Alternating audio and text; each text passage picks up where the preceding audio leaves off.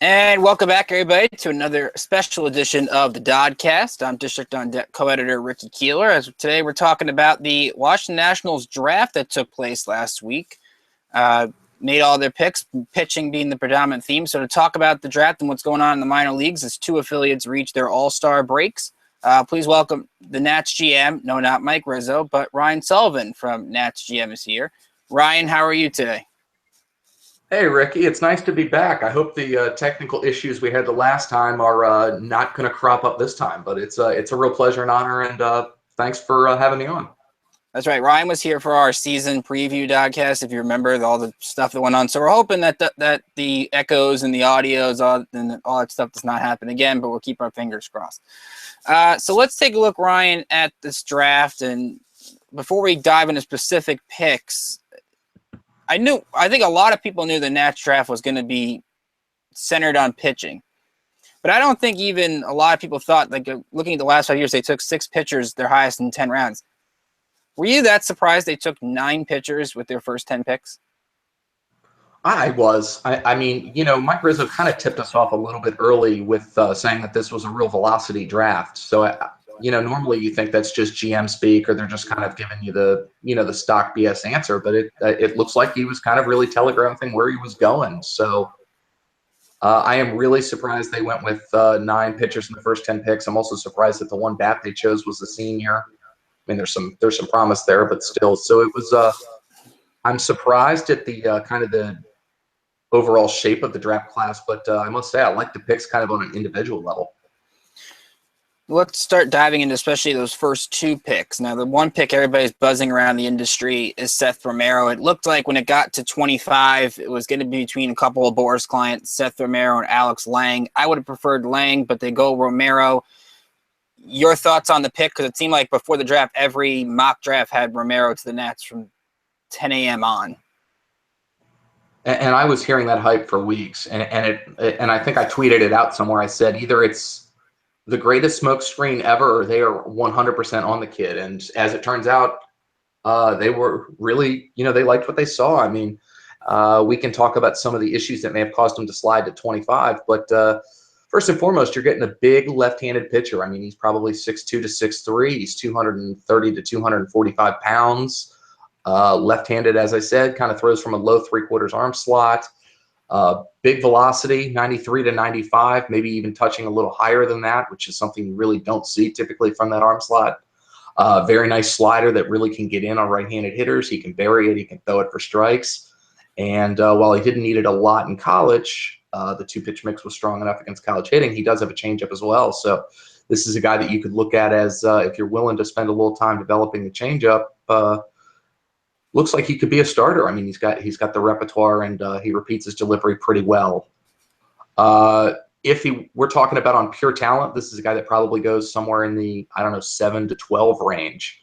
Unfortunately, as I kind of alluded to at the beginning of the answer, he slides to 25 because there's some character issues there. There is he's gotten it's a lot of knucklehead stuff is the way I would put it, but it's there has been a few issues. He got caught smoking an illegal substance. He got caught with something that he shouldn't have been having in his hand with a jersey on, and some other things. So I can't exactly say that there is no risk with this guy. I will say, as I kind of alluded to, it's more knucklehead stuff than it is maybe a sign that he's a bad kid. But that said, there are some character issues. Teams took him off their board. Now, when I looked at this pick, I wasn't surprised with this pick. I mean, if you can get a high talent at 25, you absolutely take the chance and you go after that pick. The only problem, not the problem, Ryan, that I have with it is I don't think we've seen this anywhere. I could be wrong, and somebody out there, if I am wrong, please correct me on, because I'd love to know this. I know that he doesn't have the signing deadline is July 7th, so that's something, of course, we'll monitor what the signing is. But I don't think we've heard Seth Romero ever comment on the issues that came up that caused him to get suspended and ultimately kicked off the team. And I would love to see him, maybe that happens when he signs, just address these concerns, because that made me a little bit concerned about this pick from an off the field and even on the field perspective. that he hasn't even come out. I don't think, maybe he has to his teammates, but came out and apologized for some of the actions that he's done. I haven't seen it as well. That doesn't mean, as you said, that it hasn't happened. I didn't really look too hard for it, to be frank, but advised by his agent not to say anything. Maybe just totally shutting up is a better move than sometimes even speaking out, even if you say the right thing. So I'm just speculating on that 100%, but that would just be my guess. Maybe he was just told to be quiet, so to speak. So when you look at his future, Mike Rizzo's come out and said that they want him to be a starter, and he has the talent to be a starter. But a lot of people wonder with this bullpen, and we'll talk about this bullpen later because it's still an absolute mess. And the lack of innings he's thrown this year, I think it was 48 1/3. Do you see him being part of this bullpen this year, or is this strictly make him a starter and let's go from there and not try to toggle his roles back and forth? I'd be really surprised. I mean, at this point now, he hasn't thrown any innings in a long time, so you would have to get him back in pitching shape and then ramp him up and then try to get him ready and probably jump him 3 to 4 levels to get him to major league ready. I don't think it's impossible. If you really needed it, I think you could do it, but I think Mike Rizzo has alluded to the fact that they're not going to, and I think that it's one of those things, while it's not completely out of the realm of possibility, I would also kind of say you're really asking a lot on a lot of people for that to happen, and you're probably better off trying to just get Sammy Solis healthy or make a trade for a Jerry Blevins type pitcher rather than really counting on somebody that you just drafted last week. And that's the key when you talk about Romero. The left-handed bullpen depth isn't the problem with this team. Alvaro Perez is pitching well. Enny Romero is pitching better than he did to start the year. Solis, obviously, when he comes back, we know how good he is. It's really right-handed bullpen depth they need more than left-handed bullpen depth, right? 100%. You nailed it exactly right. I mean, like you say, Oliver Perez has kind of quietly been pretty good the last, 2.5 weeks or so. And Romero has been, maybe it's going on a month now, but kind of quietly in the midst of all the cluster mess that we'll call it in the bullpen. They've kind of been maybe the good kind of shining star, so to speak. It's like you say, it's been all the right-handers. It's been Trinan, it's been Glover, it's been Blanton, it's been name every other righty that's in there except for maybe Albers at times. So yeah, it's been a mess. Yeah, I don't know what, without, I mean, there are a lot of ways to say it and not much to say about the bullpen. Now, you were on Twitter during the draft, and you predicted or you wanted the Nationals to draft Will Crowe, and a lot of people had them connected to the South Carolina pitcher Clark Schmidt, which went 16 to the Yankees and kind of a surprise move. But Crowe gets taken in the second round, and I know Chris Klein, the scouting director, said they were thrilled when Crowe got there to 65. Just your thoughts on Will Crowe as a starting pitcher. What did you like about him, and how can he translate in this system? I'm a big Crowe fan. I saw him a couple times on TV this spring pitching for South Carolina. A really big fastball, 92 and up. I can locate it, particularly can keep it down. There's some sink on the pitch. Actually, a pretty good changeup. I think the changeup is probably the most advanced of the 3 off-speed pitches. Pretty nice movement on it. He can locate it for strikes or bury it inside to righties. Curveball and the slider, he can spin them. They're a little inconsistent now. The slider's probably better than the curve.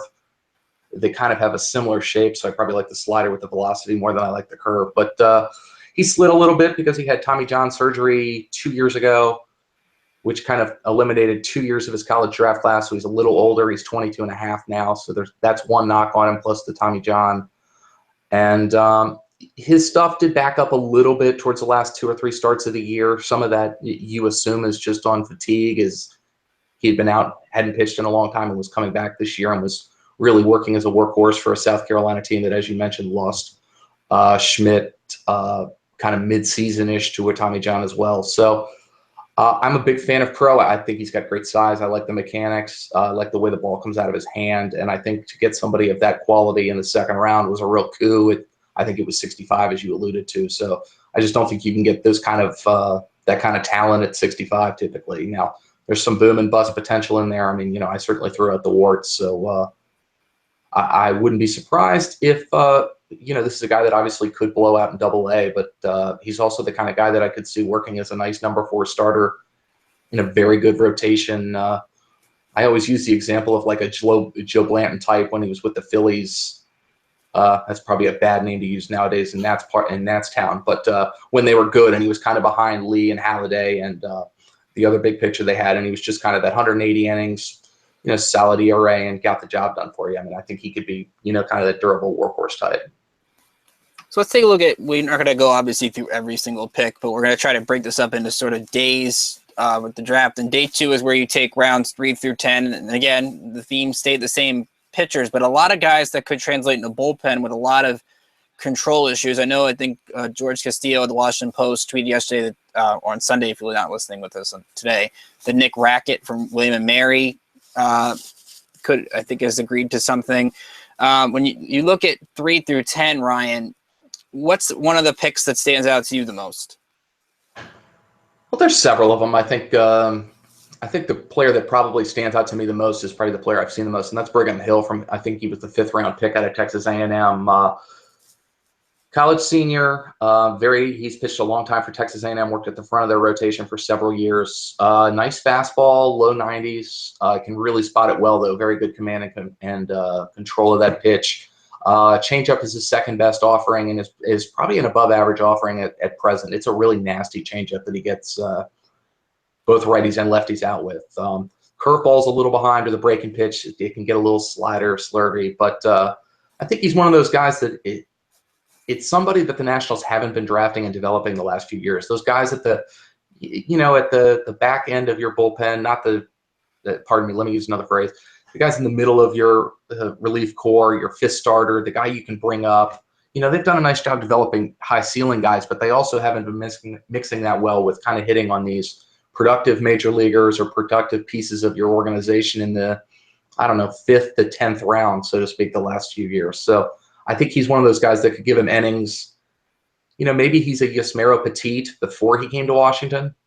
A real nice long reliever, mid reliever who gives you some innings, can spot start, is a nice player for you. Maybe a half a win player every year who's, a nice value when he's cheap. The only batter they drafted, Cole Freeman from LSU is another name. People can watch him in the College World Series now. I think he's actually playing tonight, as a matter of fact. Right-handed hitter, second base, only profile, but pretty good athlete, pretty decent at second base. Definitely has some bat-to-barrel contact skills. And, for a college senior who should sign real cheap or pretty cheap, he's a little more intriguing than maybe your average senior that was drafted. So a couple of other guys.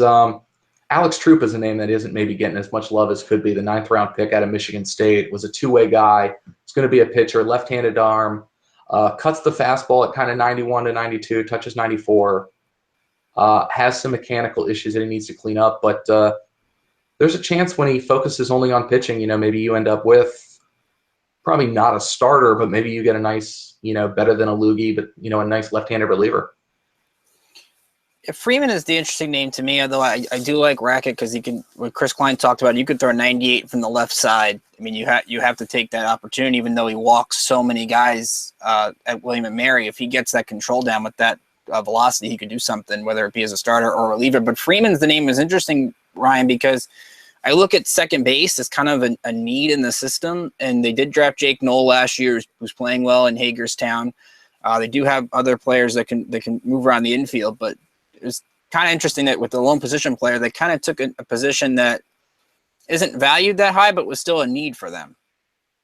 Yeah, and I think he's one of these real high floor guys. I mean, you're never going to go wrong with having somebody that's, a multi-year starter at LSU and has been so successful there. But I don't want to compare him to Max Schrock because that's just so cheap from a couple of years ago. But they do, and one's a left-handed hitter, one's a righty, and so forth. But they do kind of remind me as very similar players, just overachiever types who can really go pick it. There's a little more athleticism than people want to give them credit for. It's probably not anything on the left side of the infield, but if you can hit, man,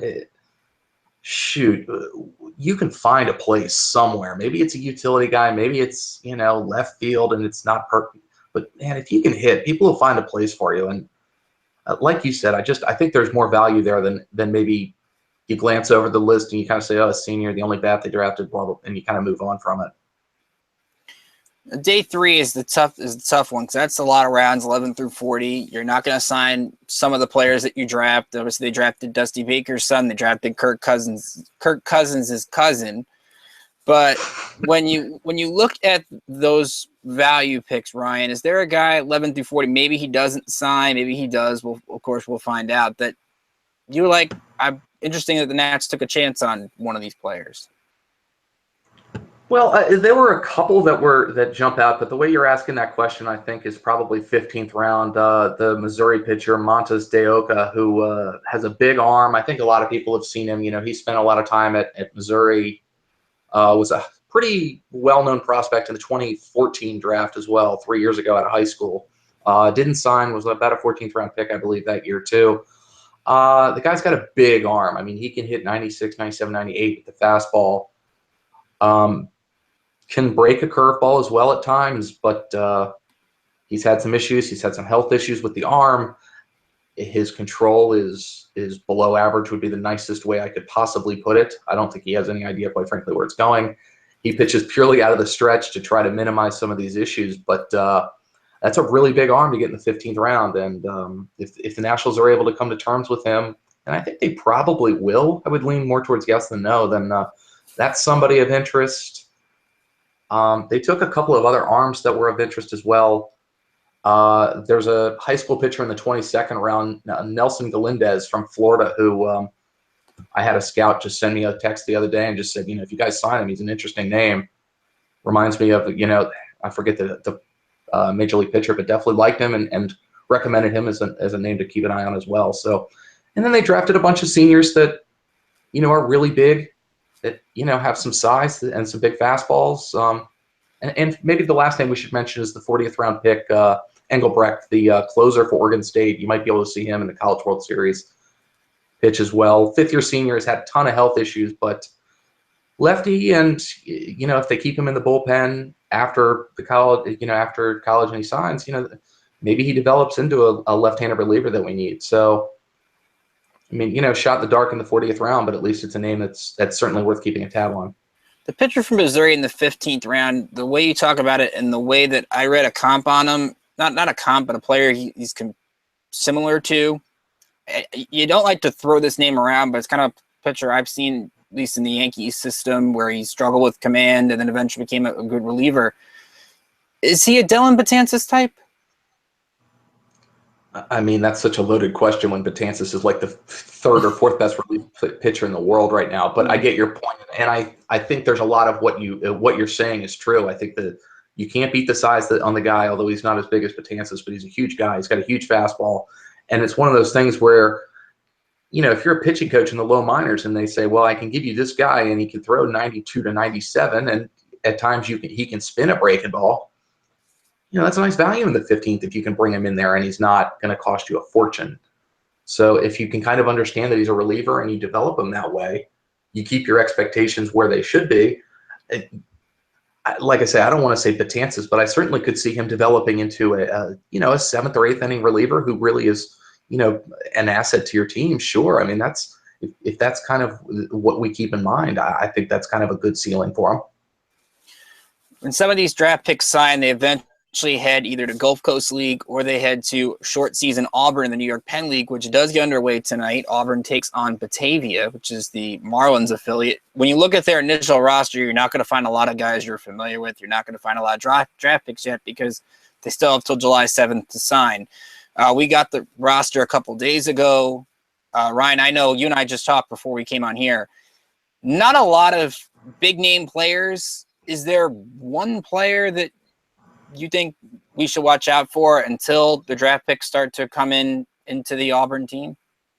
I mean, really, the only name that I would really highlight there. There are a couple of international names that are younger that I'm not as well aware with. I'm looking forward to seeing, but the real name is probably Armand Upshaw, the 11th round pick last year that the Nats spent a little over slot to sign and sign. JUCO kid, very athletic. So definitely some tools. Some scouts told me they liked him heading into last year, when the Nats drafted him last year or so. There's some potential there, but he's extraordinarily raw. I mean, obviously he's a 2016 draft pick in Auburn, so you got to kind of keep your expectations there, but at least there's some promise there and there's some tools, and on a team that currently, and I think most of those teams are looking a little fringy until they start seeing some of their draft picks, but yeah, that roster looks a little thin in terms of prospects anyways, until some of those draft picks start signing. Good numbers, though, even in a small sample size. At GCL last year, 325 in 13 games, so he was getting a lot of hits, but not a big enough sample size to really project him going forward. And looking at short season ball as a whole, I mean, I'm in Staten Island. We get the Staten Island Yankees here, so I go to a lot of short season games when I can. How do you, Ryan, look at short season? Obviously, guys develop at different rates, but when you watch a short season game, what do you look for? It really depends on the player. I mean, because unfortunately, scouting that level, and you go to a lot more games than even I do. We don't have a lot of that around here. The difficulty is you could be seeing a 22-year-old college senior going against a 17-year-old Latin American kid from the Dominican Republic and 5 years can be drastic. I mean, that college senior should be able to put the ball wherever he wants versus, the Latin American teenager. I call him kid, and I don't say that meanly, but it's just a drastic difference. So it's a really hard level to scout. A lot of top picks will jump over it, or they'll be there very short times. You'll see huge swings in age and prospect profiles and skill and what have you. So it's with all those many caveats aside, which is almost taking everything away.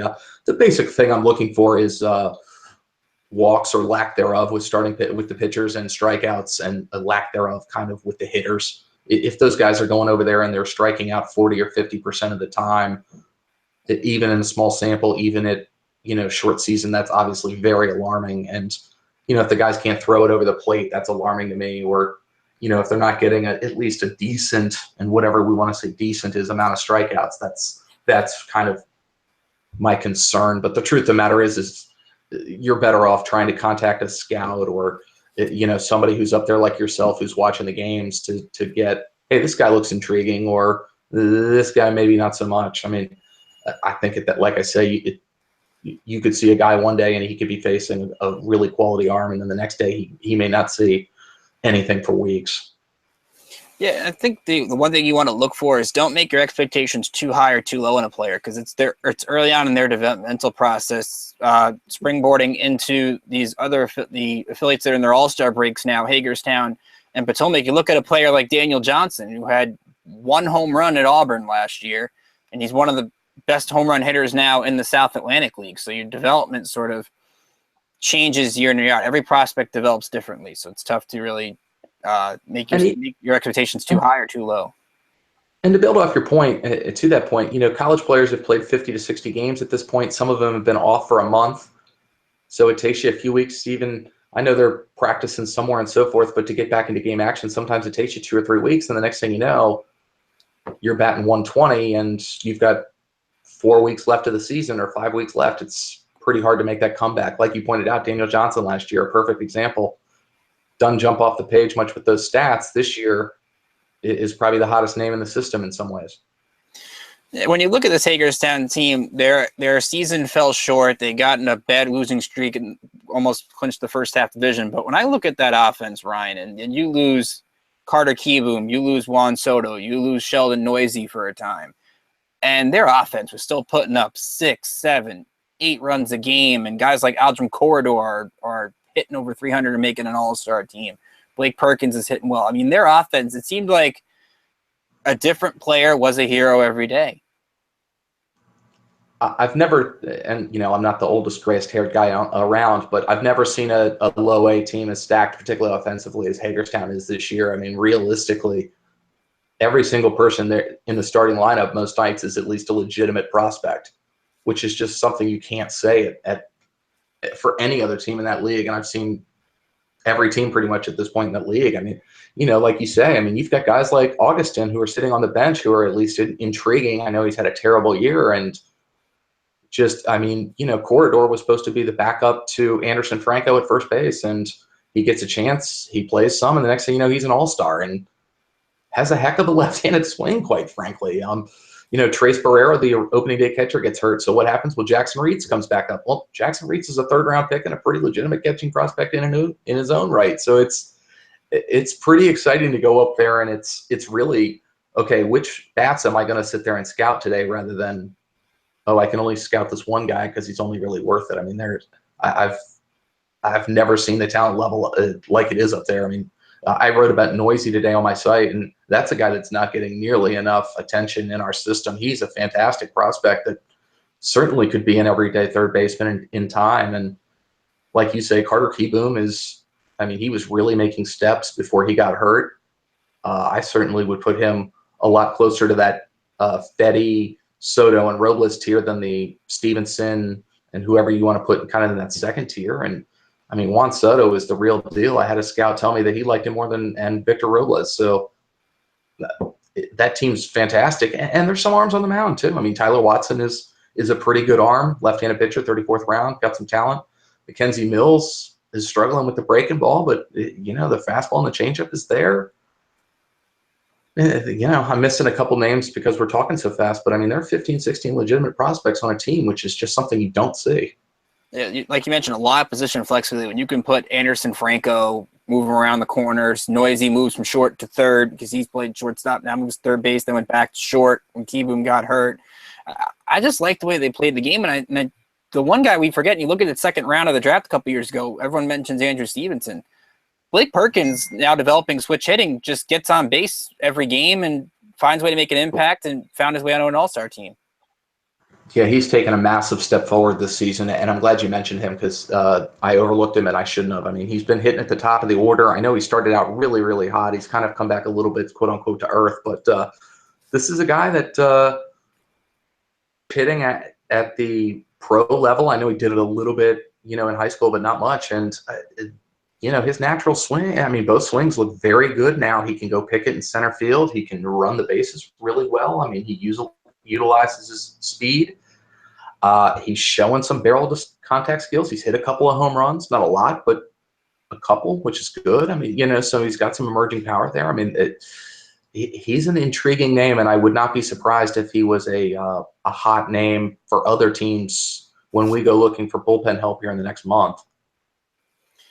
Potomac in the Carolina League at 33 and 37, wrapping up their first half. And it's kind of the same thing, Ryan, when you look, they have really good offensive talent. Victor Robles, obviously the big name, but Kelvin Gutierrez makes the all-star team for them. Taylor Gashu has been the rising power-hitting catcher. But kind of lacking with pitching, although Workin Estevez just got promoted to Double-A. What did you make of Potomac's first half? They're not nearly as exciting from a prospect point of view. I mean, they have Victor Robles, who, you know, I think everybody who's listening to this or downloading this probably knows, but the top prospect in the system, certainly. I don't think I mean, Juan Soto could be in the conversation as well, but center fielder who gets compared often, I've heard multiple Andrew McCutchen comps. I like Eric Davis with a little less power, but that's the kind of athlete you're talking about. I mean, just a crazy good athlete, two-way center fielder. Gutierrez is interesting. He's a little older. I think he's 23 to 23 and a half, so he's a little old for the levels, swings a little long, but real good defender, very strong arm, intriguing name, another name that'll probably get brought up in trade talks the next couple weeks. And Gashu, as you mentioned, defensive player at the University of Florida in college, kind of lost it when he got drafted in the fourth round by Pittsburgh. You kind of wondered where the power went, where the offense went. Now this year he got off to a great start. He settled in a little more. I don't want to say slowed down, but he couldn't keep up that pace. But really interesting. I believe he's a switch hitter. I don't have my notes quite in front of me, but I remember him from both sides.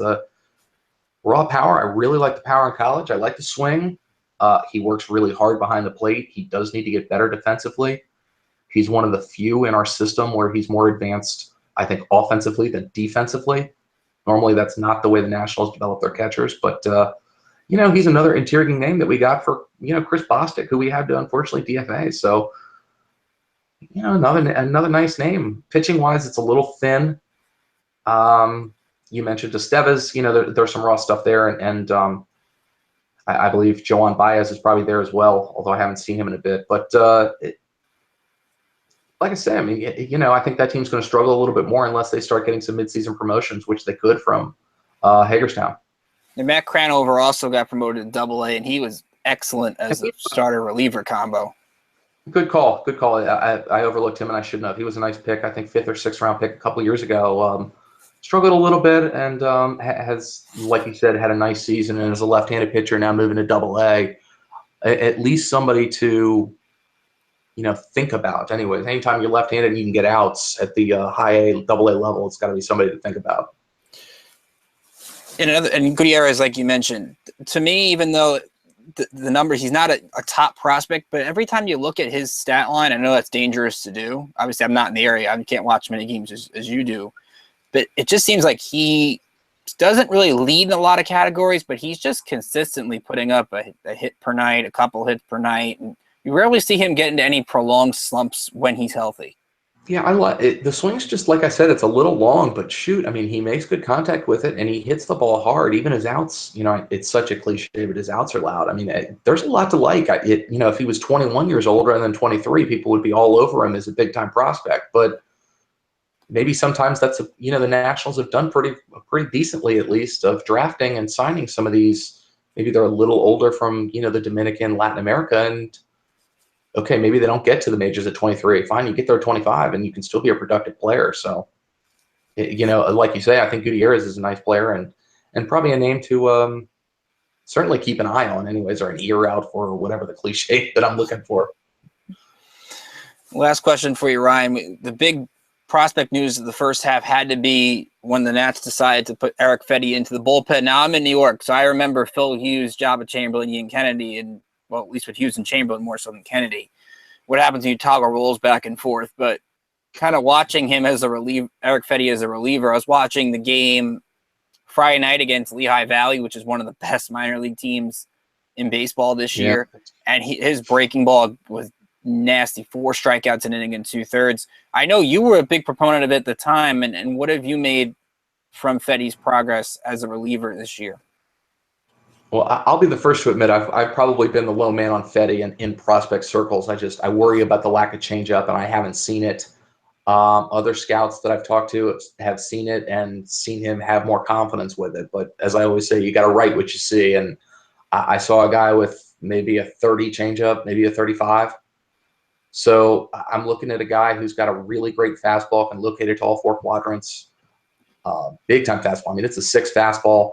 The slider, as you said, it can be a little inconsistent when you see it good, like you were describing. It's really filthy. There's some times when it can get a little more slurving and it's not quite as pretty. But I mean, this is a 2-pitch guy that could really be a force in the bullpen. I mean, you're talking about 2 6s out of the bullpen. I mean, that's a really nice 8th inning reliever, maybe a kind of a below average closer. I mean, that's a really nice arm in the bullpen. So, athletic kid. I'm a little surprised that this is the way they're developing him this season, particularly 2 years away from Tommy John, 24 years old, and so forth. But maybe the organization sees him more as a reliever, kind of like I do, rather than maybe some other prospect guys who see him a little maybe more as a starter.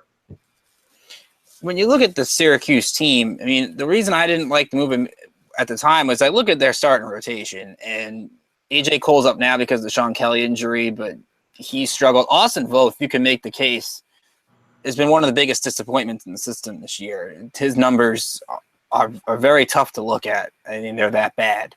And McGowan just got demoted. But I look at the Chiefs team in the bullpen, you got a good back-end combo, Eric Fedde, Austin Adams, and nobody's talking about this other guy. Wander Suero is dominating this year. Yeah, it's like you say, I'm surprised that I saw Austin Adams in minor league camp, and I was impressed with what I saw. I thought there was a chance that he could at least be a contributor as a middle reliever type pitch. I mean, he had a real nice breaking pitch that I saw. So I'm a little surprised the Nationals haven't given him a chance.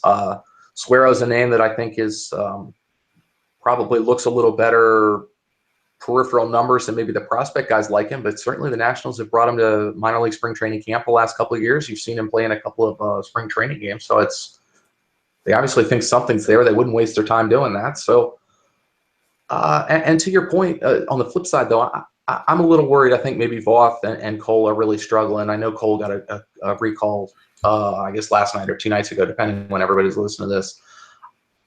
Voth, it just sometimes when you pitch as well as you have for as long as you have and you don't get an opportunity, you kind of just say, well, what do I have to do? And when he got jumped over for Jeremy Guthrie at the beginning of the season, I was worried that might be the crushing of his confidence that you just couldn't do. And I wrote it kind of somewhere at the time on Twitter. I was like, if he doesn't get the chance here, what's he doing in the organization? So I don't know. I mean, maybe that's my way of giving him an excuse because I like the kid and he's performed so well for so many years.